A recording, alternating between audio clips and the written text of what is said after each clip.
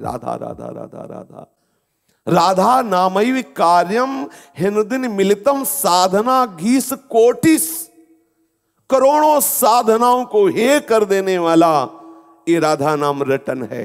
राधा राधा राधा राधा अखिल लोकों के स्वामी परब्रह्म की प्रतिष्ठा अनंत ऐश्वर्य महान ऐश्वर्य जिनके चरणों में लुटता घूमता है, ऐसे हमारे प्यारे लालजू महाराज इस राधा नाम के अधीन है। राधा राधा राधा राधा